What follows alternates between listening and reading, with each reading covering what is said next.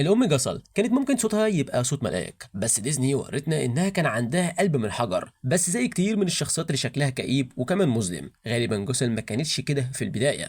في الحقيقة لو خدنا في الاعتبار قصة الأصل اللي عملتها الكاتبة سيرينا فالنتينو اللي اتكلمت عنها قبل كده في الفيديوهات اللي فاتت بالتعاون مع ديزني في سلسلة كتب الأشرار، فممكن هنا نكتشف إن نفس النبتة السحرية اللي جسل كانت مهووسة بيها هي السبب في تحويل حياتها لكابوس نفسي. وقبل ما نغوص اكتر في التفاصيل ما تنساش بقى لو انت اول مره تدخل على القناه سبسكرايب شير كومنت لايك علشان خاطر ده كله بيدعمني. ويلا بينا نغوص في التفاصيل اكتر.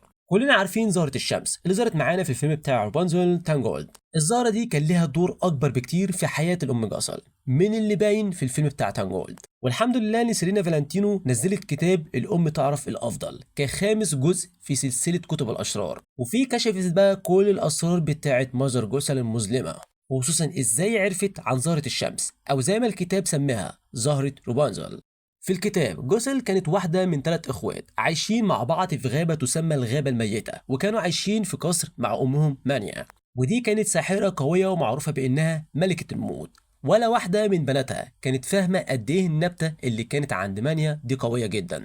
بس جاسل كانت الوحيدة اللي مهووسة بسحر أمها وعاوزة تتعلم كل حاجة عنه. ولما مانيا قررت إنها تكشف لبناتها عن سرها خدتهم لبيت النباتات بتاعها علشان خاطر تبدأ طقس دموي بينقل السحر لبناتها. وهنا بقى الكتاب كشف لأول مرة عن زهرة الشمس أو زي ما مانيا سمتها زهرة روبانزل اللي العيلة كانت بتحرسها من أجيال، وهي السبب الوحيد اللي خلاهم يقدروا يعيشوا أعمار طويلة. وساعتها بقى مانيا خدت جوسل على جنب وقالت لها ان هي اللي هتاخد مكانها وتبقى الملكة الجديدة للعيلة دي، لان من الاخر كانت بنتها المفضلة. ولكن للاسف ده كان معناه ان جوسل تقضي عمرها كله تحمي زهرة الشمس اللي هتخلي حياتها جحيم بعد كده. فالموضوع هنا اتعقد اكتر لما بير مورز اللي كانت اكتر واحده متاثره بان امهم شريره وكمان ملكه للموت بدات تنهار وتصرخ. وقتها مانيا قررت انها تجبرها على الطقس ده وخلتها كمان تشرب من دمها، وفي نفس الوقت سكتت هازل اللي كانت هي كمان رافضه اللي بيحصل. جوسل تدخلت وطبقا للي اتقال في الكتاب هددت مانيا وقالت لها انها هتحرق كل زهور روبانزل السحريه بتاعتها. وبالرغم ان التهديد كان في الاول مجرد كلام الا ان جوسل اتعصبت جدا من اللي امها عملته وفعلا حرقت كل زهور الشمس تقريبا ما عدا زهره واحده. بس للأسف ده ما كانش نهاية علاقتها بالزهور دي، لأن زهرة الشمس كانت لسه هتحول حياة مازر جوسل لكابوس نفسي على مدار عمرها. بعد ما جوسل ولعت في أغلب الزهور الذهبية السحرية، هي وكمان هازل أو بقية إخواتها اتصدموا لما شافوا أمهم اللي كانت عايشة طول السنين دي بفضل قوة الزهور بتبتدي إن هي تموت قدامهم وتدبل زي النبات اللي من غير مية. وهنا بقى لما ماتت سابت وراها 3 أطفال وزهرة واحدة بس من زهرة الشمس، واللي بقت ملك جوسل رسمي. وزي ما مانيا كانت عاوزه جوسل فضلت تعتني بالزهره دي لحد ما وصلت لدرجه الجنون، وده اللي شفناه في الفيلم بتاع روبانزل. جوسل كانت مضطره تبقى في دور الام من قبل حتى ما تخطف روبانزل نفسها. بعد وفاه والدتها بدات ترعى اخواتها التانيين، بس ولا حاجه كانت هتدمرها نفسيا قد زهره الشمس نفسها. بعد موت والدتها جوسل حاولت تلم شتات العيله، بس كل حاجه اتكسرت تاني لما الساحره الشريره اللي هي مانيا رجعت تنتقم. وده حصل في لحظة كانوا ال3 اخوات بيجمعوا رماد امهم علشان خاطر يدفنوه. وقتها بقى رجعت مرة تانية على هيئة دوامة سودة ضخمة وكل هدفها انها تدمر ولادها، بس مش عشان خاطر تقتلهم، لا علشان خاطر الكاتبة سيرينا فالنتينو وصفت الموقف ان مانيا كانت عاوزة تعاقب جوسل على تمردها، وده عن طريق انها تسيبها تغرق في تأنيب الضمير بسبب موت اخواتها. ولكن هنا الحزن حظ جوسل، مانيا فشلت. جوسل قدرت تطلع طاقة سحرية كفاية عشان خاطر تطرد امها من بيتهم وتحبسها في الضباب.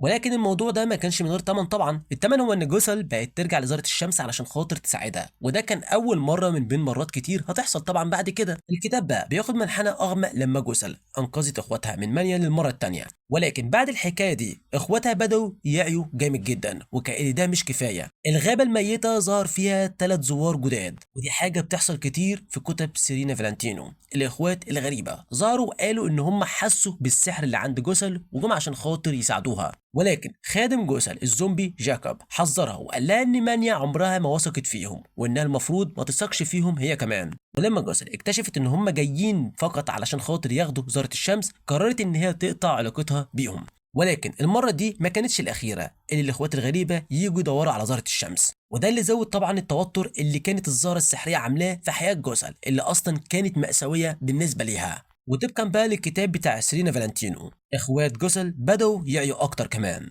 جوسل بقى هنا فكرت في اخر محاوله اخيره، افتكرت ان في كوبايه صغيره فيها نقطه من دم مانيا كانت لسه موجوده في اوضه سريه، وجاكوب قال لها عليها. جوسل كانت فاكره انها ممكن تستخدمها علشان خاطر تنقذ اخواتها، ولكن لما دخلت الاوضه دي لقيت حاجه اهم بكتير. الام جوسل لقيت اخر زهره شمس حيه، وكمان لقيت تعليمات ازاي تستخدمها، ودي كانت من المرات القليله جدا في الكتاب اللي جوسل ظهر عليها الحماس بعد موت امها.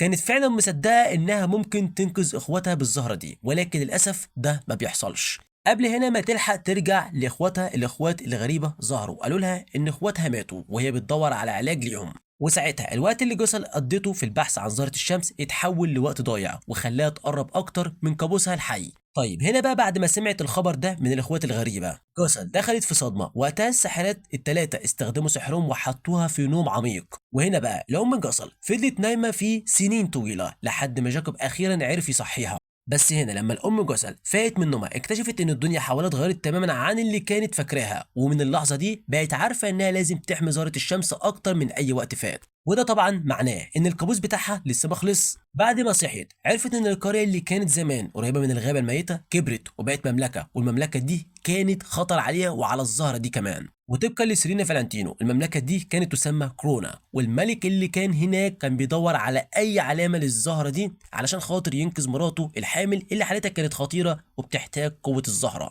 علشان بعدها نشوف ان جاكوب حذر جوسل وقال لها ان جنود الملك كانوا بيفتشوا في الغابه الميته يدوروا على اي بقايا من النبته دي، وده زود الضغط النفسي على جوسل وهي بتحاول تحميها. فقررت انها تاخد اخر زهره شمس وتستخبى. لحسن حظها جاكوب كان مجهز ليها كوخ سري تعيش فيه، وطبقا للكتاب كان كمان بعت التوابيت بتاعت اخواتها للمكان ده علشان خاطر يفضلوا في امان دايما معاها. ومن هنا قضت جوسل تقريبا باقي عمرها مستخبيه بتحاول انها تحمي زهره الشمس، وده علشان خاطر مفيش اي شخص يوصل ليها.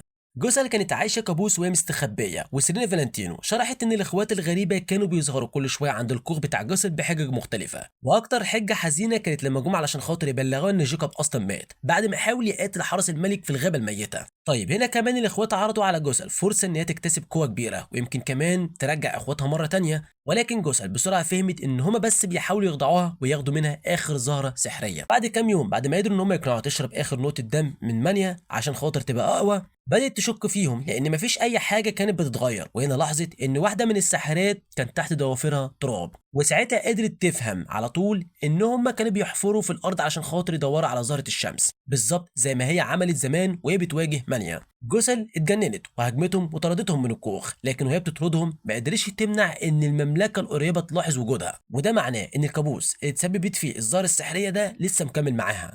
فبعد ما طردت الاخوات الغريبه بطريقه ما، وصلت اخبار للمملكه ان الزهر اللي الملك كان بيدور عليها موجوده قريب، وفعلا الحرس اتجهوا ناحيه الكوخ بتاع جوسل. ومن اللحظه دي القصه كملت زي ما شفناها في الفيلم بتاع تانجولد او روبانزل، لكن الكتاب كان فيه تفاصيل اكتر عن حياه روبانزل وهي في البرج قبل احداث الفيلم. والمثير بقى في الموضوع ان خطف روبانزل وحبسها في البرج ما كانش مجرد جريمه، لكنه من وجهه نظر جوسل كان جزء من قدرها، زي ما مانيا قالت لها لما اختارتها تبقى الوريثه بتاعتها. فكالعاده هستنى رايك في الكومنتات، انت شايف ايه؟ هل فعلا زهره الشمس هي اللي حولت حياه الام جوسل لكابوس، ولا وارد يكون في سبب تاني؟ فبس كده، لو وصلت لحد هنا وانت اول مره تدخل على القناه ما تنساش بقى تعمل سبسكرايب شير لايك كومنت علشان خاطر ده كله يساعد ويدعمني، واشوفكم الفيديو اللي جاي. سلام.